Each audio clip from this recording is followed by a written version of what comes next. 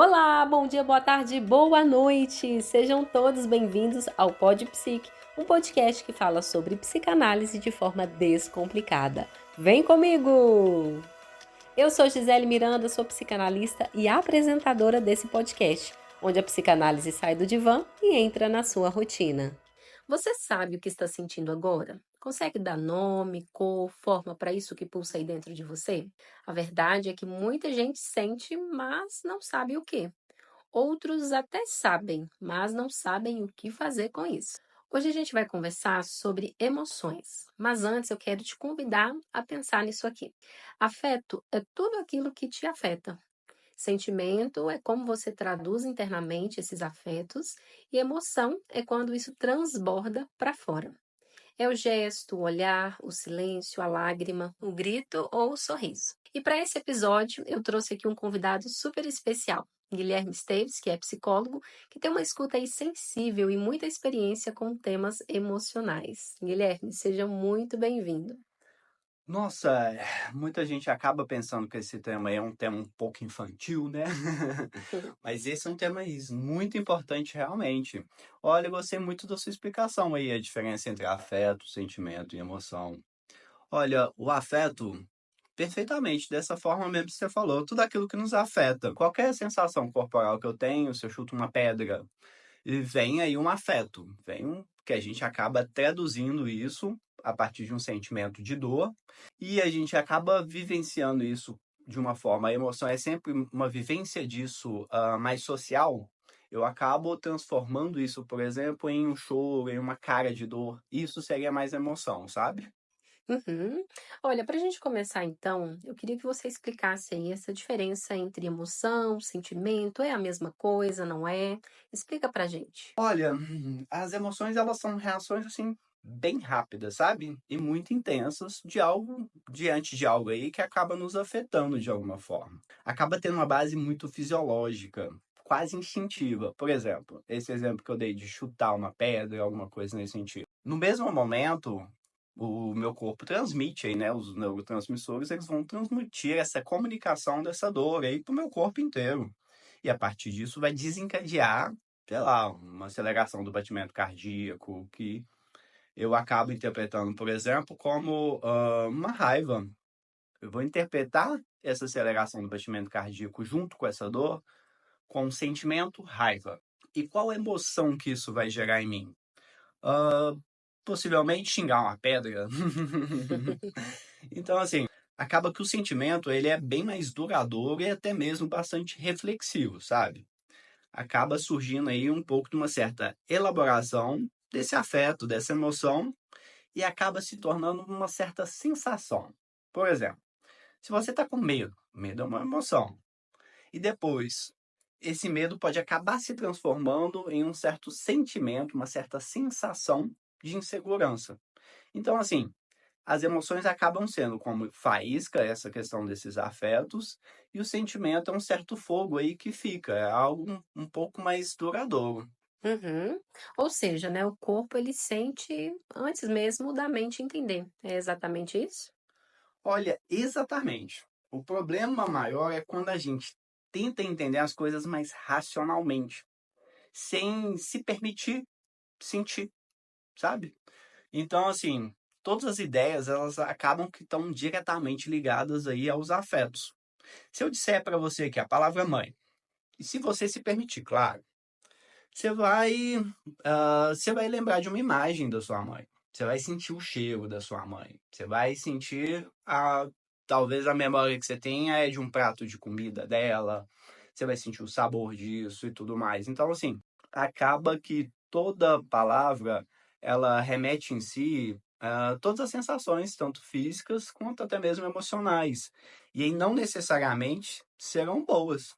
Talvez a imagem, a lembrança que você tenha mais marcante da sua mãe quando você pensa em mãe, pode estar ligado a um abandono, pode estar ligado a raiva. E aí o que acontece quando a gente racionaliza? A gente desliga aí o afeto da palavra.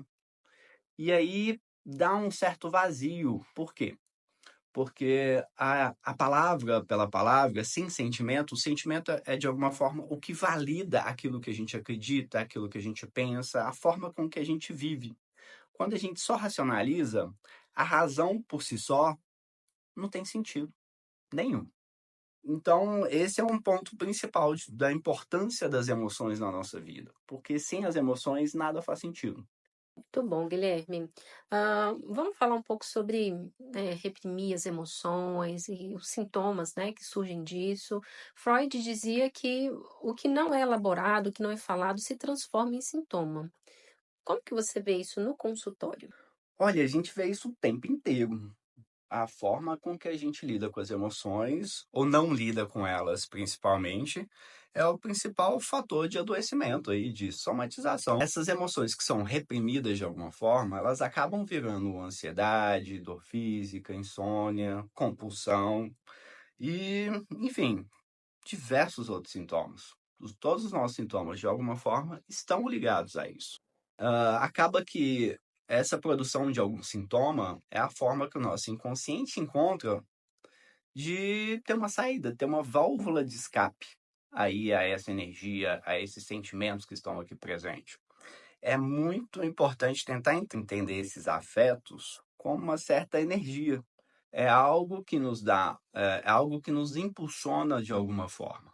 Então, o Lacan fala muito de que o sintoma é uma forma de gozar, para além do princípio do prazer, sabe?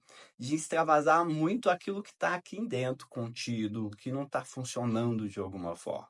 Toda palavra ela acaba estando diretamente ligada, aí, como a gente falou anteriormente, a diversos afetos. Quando a gente tenta racionalizar, a gente tenta desligar esses afetos. A palavra está ligada aos afetos. Se eu falar a palavra mãe, você vai sentir esses muitos afetos. Por exemplo, se sua mãe, você tem o óbito da sua mãe e você reprime isso, você bloqueia de sentir a falta dela, de sentir o que ela representa para você, você está racionalizando, você está desligando, tentando desligar à força esses afetos. Então, a ideia, a palavra vai, você fala de mãe, você fala de futebol, você fala de muitas outras coisas, as palavras vão indo, mas o afeto ele fica. E como você desligou ele da palavra, ele fica esvaziado. A palavra fica esvaziada de sentido. Esse afeto reprimido, ele fica como fosse, sabe quando você suja assim uma sujeira para debaixo do tapete? Uhum. Então, esses afetos eles ficam acumulados. Em algum momento aí, você varrendo muita coisa para debaixo desse tapete, vai dar bicho, vai dar sujeira, vai dar muito problema, né? Esse é um dos pontos principais que a gente recebe dentro do consultório. A palavra, a ideia, ela vai indo, você vai trocando de palavras o tempo inteiro, você vai falando diversas coisas, mas esse afeto que fica, ele vai se acumulando aí por debaixo da pele, por assim dizer. Então, esse afeto que vai se acumulando acaba nos causando o quê? Angústia. Você sabe lá aquele aperto no peito, aquele choro compulsivo, e acaba produzindo até mesmo sintomas psicossomáticos. Então, por exemplo, quando você não elabora a morte de um ente querido, racionaliza a morte da pessoa, morrer é normal, é natural, e não consegue, assim, viver esse processo do luto, vai te dar uma tristeza profunda, um certo vazio, uma certa falta de sentido que vai se generalizando com o tempo, cada vez maior, sabe? Então, acaba que o que que o nosso corpo faz? Ele tenta ah, externalizar isso, ele tenta pegar toda essa energia, todos esses afetos que estão reprimidos e botar para fora de alguma forma.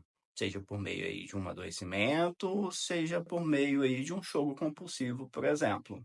Tem algum caso que dá para você trazer para gente, Guilherme, para poder, assim, exemplificar isso? Sim, claro. Uma paciente minha, por exemplo, que vivia com uma grande crise de pânico, sabe? Quando a gente foi investigando, foi buscando um pouco bastante aí dessa questão da raiz disso, de como é que isso funcionava para ela de alguma forma, a gente acabou descobrindo que ela nunca teve a oportunidade de vivenciar, de sentir a raiva. Sempre isso era bloqueado, travado pelos seus pais, pela sua família, pelo seu contexto de uma forma geral. Então, assim, ela acabou aprendendo a sorrir até mesmo quando doía internamente. Então, tem esse ponto também muito importante, quando a gente não consegue botar para fora de alguma forma, minimamente, um certo desagrado, uma certa dor, algo que não nos incomoda, a gente acaba invertendo um pouco o significado das coisas, sabe? Então, assim, o corpo dela começou a gritar. Porque quanto mais dor ela sentia, quanto mais raiva esse processo todo dela de raiva, mais ela se obrigava a ter uma aparência, a colocar uma certa máscara, sabe, social, isso foi sobrecarregando ela internamente, de uma forma muito drástica. E aí, todo esse medo dela, toda essa crise de pânico dela, estava relacionado exatamente a ela explodir, a ela ser agressiva de alguma forma.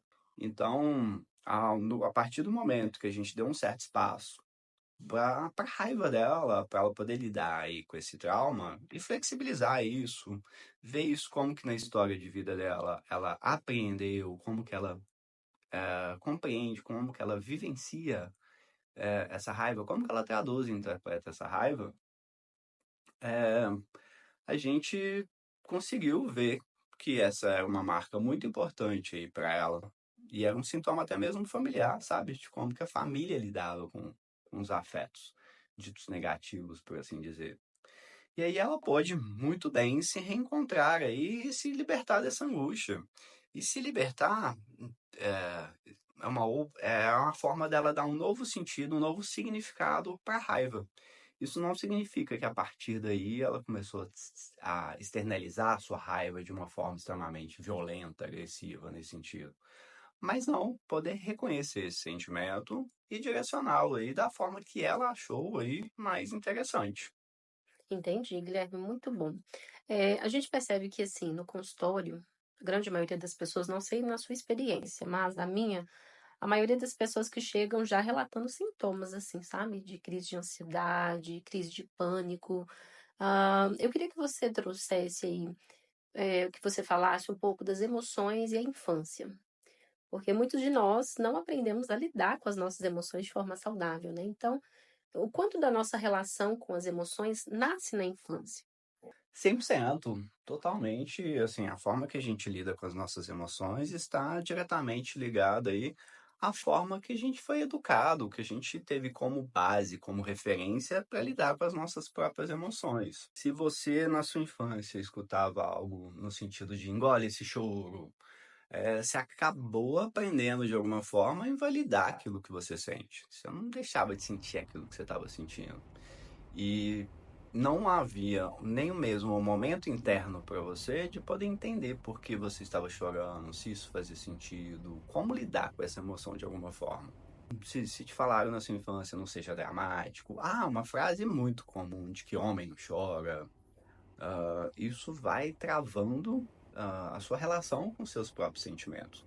E aí você começa a ter uma certa sensação que esses sentimentos te tomam, te dominam quando você permite, de alguma forma, vivenciar eles. A gente aprende, a partir desse tipo de discurso, dos pais principalmente, a poder esconder a nossa dor.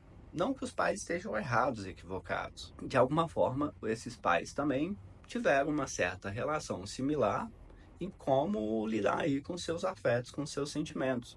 A gente não tem muita educação no sentido mais social, vamos dizer assim, a como que a gente deve lidar com sentimentos.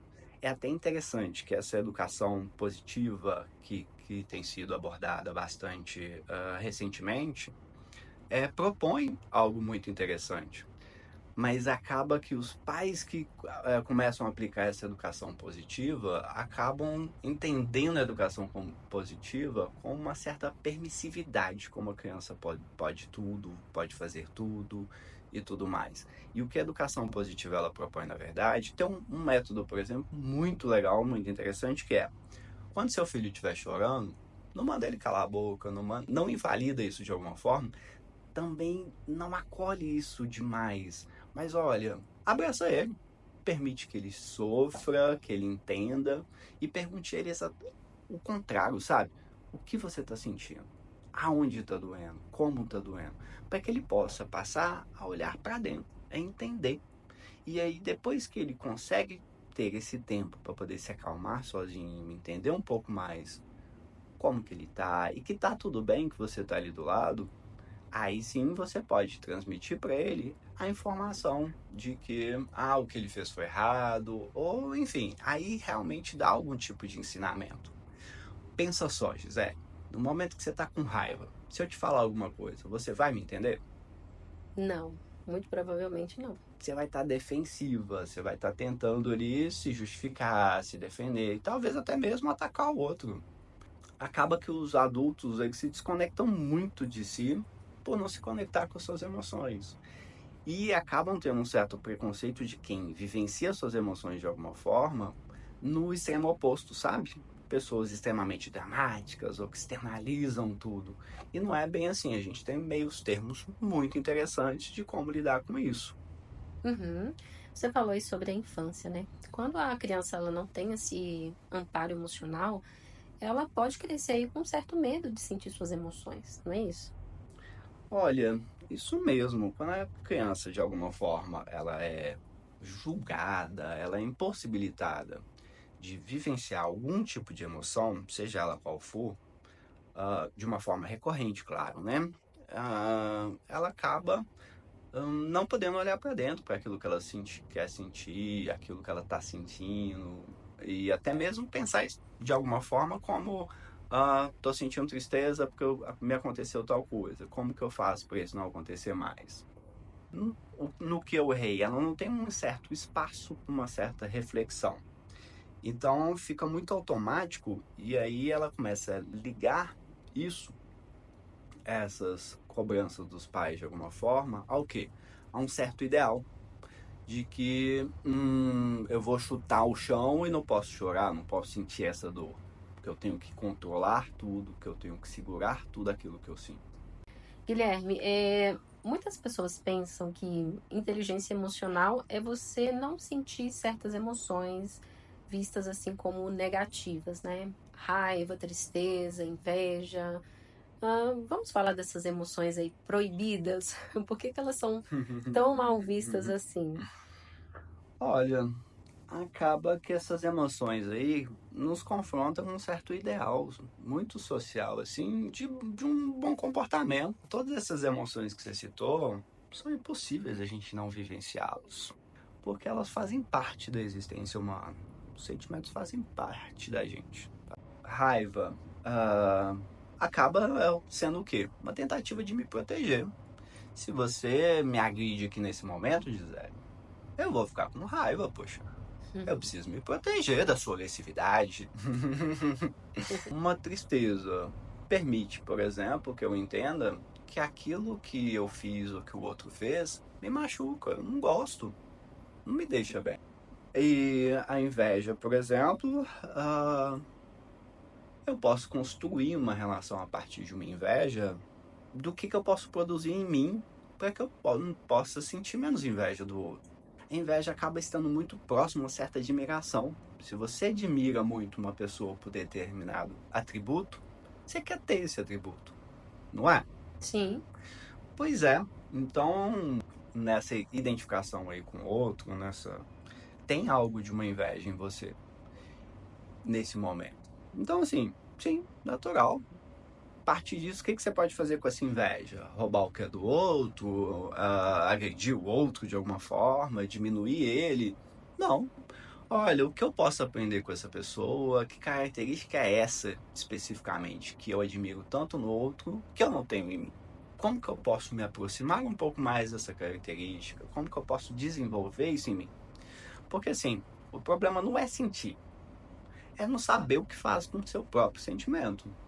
E quando a pessoa sente aí a raiva, a inveja, mas ela se julga, ela se culpa por isso, como que faz? As pessoas realmente se culpam por coisas extremamente naturais, né?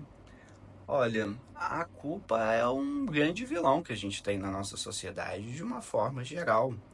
As pessoas geralmente têm uma certa sensação de que a culpa vai fazer elas mais responsáveis, ou mais atentos ao demanda do outro, mais sociáveis de alguma forma, e que quem não tem culpa é perverso, é um psicopata. Mas qual que é o problema da culpa? A culpa gera uma grande repressão. a culpa ela está envolvido obrigatoriamente um sentimento, uma sensação de inferioridade. E isso gera muitos sintomas, né? Porque imagina só, uma frase, uma palavra de culpa. Ah, nossa, eu me sinto muito mal por ter feito isso. Nossa, eu sou uma péssima pessoa. Caramba. Depois eu me senti muito culpado. A culpa vai atrair mais culpa, que vou cavucar mais culpa, que vou cavucar mais culpa. No final desse certo sentimento de culpa, que energia que eu tenho realmente de mudar? Qual a motivação que eu tenho realmente de mudar? Só estou me sentindo mal. E é pior ainda, que a culpa retira de mim o quê? Uma clareza. E me dá um senso de que eu não estou valendo nada, de alguma forma, nesse sentido. Generaliza situações esporádicas, por exemplo, sem ter uma certa reflexão real. Ficou bem claro pra gente. O corpo, ele sente antes da nossa mente sentir, vamos dizer assim, né? Antes da consciência. E por que que muitas vezes a gente ignora esses sinais? O corpo dá sinais o tempo todo. Então, vou até utilizar a questão de gênero aqui, tá? O homem, por exemplo, geralmente nós somos educados, ensinados de que não podemos chorar, de que não podemos sofrer, de que não podemos demonstrar fraqueza, temos que ser fortes, temos que ser guerreiros e tantas outras coisas. Então, acaba que o quê? Eu, como homem, fui ensinado de alguma forma, aí eu tô falando da minha experiência de vida, a engolir meus sentimentos, a engolir meus afetos, a ter um certo padrão a seguir que é insustentável, tanto por aquele que me ensinou, quanto por qualquer homem. Não é o chorar que me faz menos homem ou mais homem, não é a quantidade de choro, a gente não tem essa métrica para poder avaliar tudo isso, né? Eu evito todos esses sentimentos, eu reprimo ele, eu excluo eles, mas eles permanecem aqui dentro. Então, em algum momento, eu vou botar isso para fora. Qual que é o problema? Geralmente, em quais momentos, por exemplo, que na minha história de vida, antes do meu processo de análise, eu botava isso para fora? No álcool, por exemplo, em passagens ao ato, em ser mais explosivo em determinadas situações. Então, em algum momento, essas emoções que eram reprimidas, elas precisavam sair, seja por meio de um sintoma que eu produzisse, ou seja por meio aí desse extravasar, sabe? Mas sempre num excesso muito grande. E o que fazia, na verdade, aí entra o ciclo. O que me fazia ter ainda mais medo dos meus sentimentos e me sentir cada vez mais refém deles. Então, assim, aprender a escutar o nosso corpo, os nossos sintomas, é de certa forma aprender a escutar as nossas emoções? Claro, sem sombra de dúvida. Olha, são os afetos, são as emoções, é a forma que a gente lida com elas, que é a forma que a gente interpreta e vive a vida. Sem as emoções, na verdade, nada faz sentido. Guilherme, fala um pouquinho sobre o medo de sentir. Eu era muito assim, eu tinha medo de sentir as minhas emoções, seja qual fosse. Se fosse alegria, se fosse tristeza, eu tinha muito medo de entrar em contato com isso e perder um certo controle. E muita gente tem esse medo de sentir também. Explica pra gente como que funciona isso. Olha, como socialmente a gente é ensinado aí a reprimir nossos afetos de uma forma ou de outra, porque isso aponta, na verdade, os próprios dificuldades dos pais lidarem com afeto, com as pessoas lidarem com afeto, a gente acaba tendo uma leitura dos afetos, dos sentimentos, de uma forma extremamente intensa, exagerada. Como isso é bloqueado nesse exemplo que eu dei anteriormente, eu, por exemplo, fingia que não sentia, tentava enganar a mim mesmo que eu não estava sentindo determinado afeto. Raiva, por exemplo, fui ensinada a não sentir raiva, então não podia demonstrar raiva. Então, uma cara extremamente inofensiva, passando sempre uma certa sensação de calma, de felicidade, mas por dentro com raiva. Então, assim, em situações, por exemplo, que até mesmo exigiam algo de uma certa agressividade, uma certa posição de um não mais firme. Quando eu não me permito sentir isso, em algum momento explode. Quando você começa a perceber as suas sensações, levar a sério aquilo que você sente e começa a se questionar por que eu me sinto assim, você começa a questionar e trabalhar com as suas emoções, quando você aprende a canalizá-las, aí sim tudo passa a fazer sentido. E aí sim você consegue viver a vida produzindo menos sintomas, produzindo menos angústia, menos somatizações. O que você diria, assim, para uma pessoa que tem um certo medo de entrar em contato com suas emoções? Olha, primeiro a pessoa precisa entender que emoção é vulnerabilidade. Emoção, na verdade, são as nossas maiores forças. Cada uma das emoções que a gente sente quer nos dizer algo muito importante. Tem uma doença que é muito grave, por exemplo, que é uma insensibilidade à dor. O sonho aí de todo homem, né? Mas não, é uma doença muito drástica. Quando você perde essa sensibilidade à dor, por exemplo, a dor ela está presente, que é uma forma do nosso próprio corpo, fisiológica mesmo, da gente se proteger. Então, a dor, ela dá esse senso, aponta para essa questão da morte, da finitude da vida. Então, essa doença, por exemplo, que a pessoa não sente dor, imagina só, você não sente dor. E aí você tem um machucado mesmo, não precisa nem ser tão drástico, mas vai adquirindo pulso, vai adquirindo uma outra coloração, vai evoluindo aí para um caso extremamente mais grave que você não vai perceber. Por quê? Você não tem esse sinal do corpo te mostrando que isso é ruim, que isso não está certo, que isso está te fazendo mal. Então, perde uma sensibilidade até mesmo com a vida. Então, assim, a emoção, ela de forma alguma é a nossa inimiga. As emoções são exatamente o que dão um norte para a vida. Sem as emoções, imagina você sem sentir alegria, sem sentir tristeza, sem sentir dor, sem sentir nada. Qual a diferença entre você e um robô? Ou entre você e um zumbi? Guilherme, vamos falar um pouquinho aí sobre as emoções no dia a dia, né? Porque é um pouco mais complexo do que só a teoria. Como que a gente pode começar a lidar melhor com os nossos sentimentos? Para lidar melhor com os nossos sentimentos, vamos lá. Felicidade, as pessoas... Ok. Eu ia falar que felicidade as pessoas não têm dificuldade de lidar, mas tem muita gente que tem. Né? Olha, o mais importante é identificar. Identificar como? Olha, poder olhar para dentro. O que eu estou sentindo neste momento? O que isso diz sobre mim de alguma forma? E principalmente, o que eu posso fazer com isso? Então, olha só. Beleza, a gente mencionou, eu ia mencionar que felicidade todo mundo lida bem, mas não. Exatamente o contrário. E por isso que é tão importante o processo de análise para poder entender. Olha só, tem muitas pessoas que quando se percebem felizes, começam de uma forma inconsciente a introduzir um medo. Imagina só, Gisele, você chega, pensa na sua infância. Você chegou muito feliz, todas as vezes que você chega muito feliz em casa, alguma coisa nesse sentido, sei lá, seu pai, sua mãe, sua família de alguma forma, onde você foi criada, né? Reprime esse sentimento, ou não dá uma devida atenção àquilo que você está sentindo. Não vivencia junto contigo essa sua alegria. Corta isso, por exemplo, não tem um certo ibope a sua felicidade dentro da sua casa. Você tem uma certa sensação de que todas as vezes aí que sua família, que as coisas estavam bem dentro de casa, alguma coisa ruim ia acontecer. Olha só, você passa a repetir esse padrão. Olha, se eu aprendi de alguma forma, se eu aprendi isso, de que todas as vezes que algo bom acontece, ou que as coisas estão muito calmas, que as coisas estão muito bem, vai acontecer um problema muito drástico, ou eu não vou ser bem recebida, vou ser rejeitada, você vai fazer uma força aí, né, inconsciente de sempre introduzir algo de medo, de ter medo dessa coisa, de algo que te faz bem. Então, por exemplo, o que eu estou sentindo agora?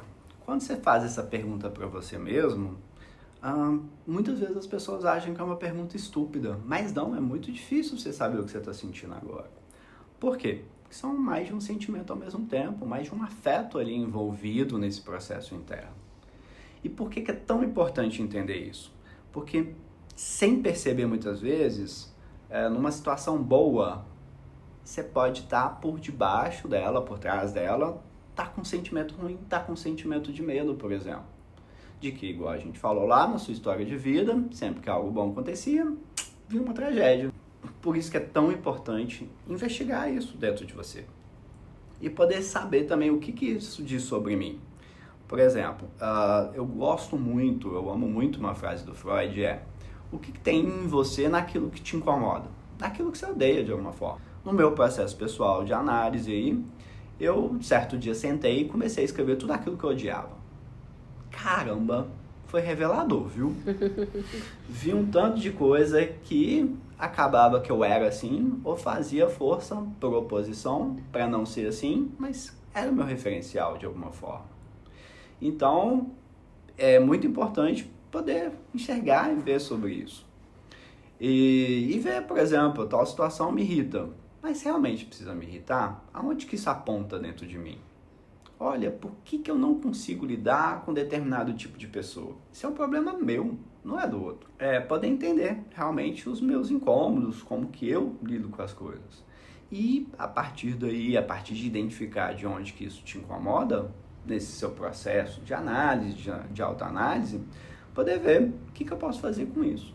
O que eu quero produzir a partir daí.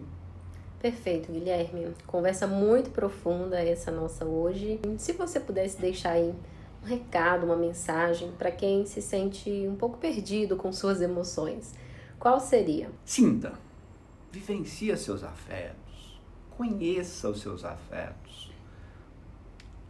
Não ignore eles. Olha, reconhecer o afeto não significa vivenciar eles, assim, trazer ele ao nível da emoção de choro, de agressividade, de violência nesse sentido. Mas entenda, olha para dentro, o que eu estou sentindo nesse momento. Olha só, quase uma meditação. Então, assim, sinta mesmo, olha muito bem para dentro. Não sentir não é alimentar aquilo que eu estou sentindo, sabe? É poder entender. Olha, estou me sentindo triste.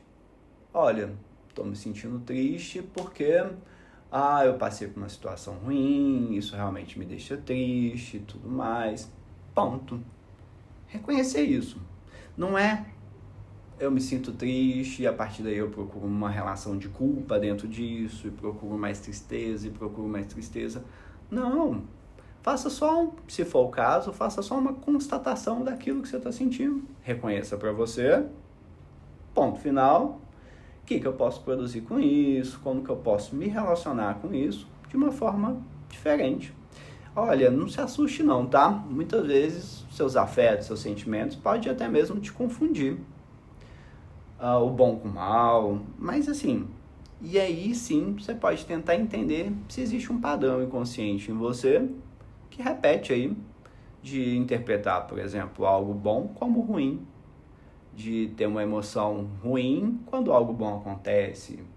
Começa a causar um certo estranhamento da forma que você funciona. Começa aí a analisar isso, a observar e reconhecer se isso é, de alguma forma ou de outra, repetitivo na sua história de vida. Porque assim, só escutando aquilo que a gente sente, que a gente pode se encontrar. Guilherme, para finalizar, eu sei que você tem um canal aí no YouTube sobre meditação, né? Que acredito que pode aí ajudar as pessoas a entender melhor suas emoções, identificar, lidar melhor com suas emoções. Fala um pouquinho pra gente do seu canal.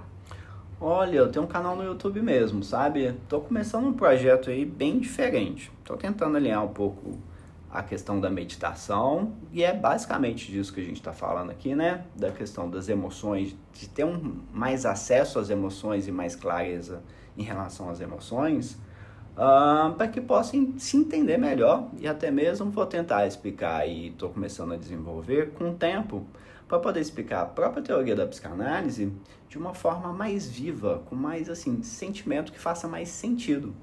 As pessoas hoje em dia têm falado muito, feito muitas perguntas, até mesmo no Instagram, isso faz sentido para você? E as pessoas respondem isso sem realmente olhar. O quê? O que é a palavra sentido? A palavra sentido é tanto nesse quesito do norte de uma direção, quanto principalmente, olha só, sentir. Então, para que eu concorde com algo ou não, eu preciso ver, enxergar o que eu sinto sobre isso. Então, nesse canal, uma coisa muito importante que as pessoas confundem muito, que até o primeiro episódio, as pessoas confundem muito a sensação, a ansiedade, que é uma das palavras mais usadas, mas das menos compreendidas. Os sentimentos corporais, por exemplo, de uma empolgação, são muito semelhantes ao sentimento corporal de uma vivência de ansiedade.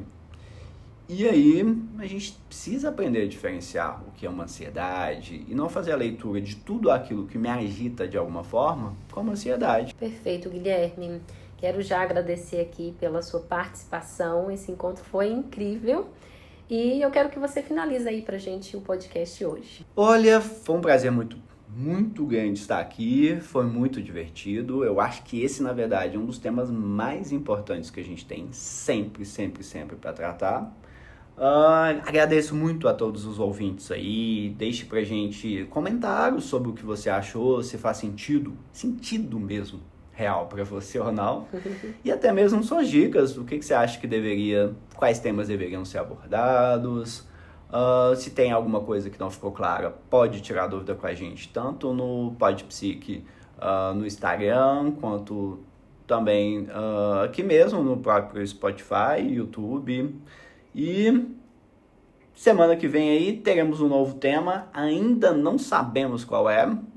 Queremos ouvir vocês, para trazer temas aí que vocês querem nos ouvir. E se esse episódio de alguma forma aí te tocou, te acrescentou em algo, compartilha aí com alguém que também precisa aí se conectar aí com o que sente. Segue o PodPsique aí nas plataformas do Spotify e também no Instagram. E qualquer coisa aí, conte com a gente, tá bom? Um abraço, até mais. Até mais.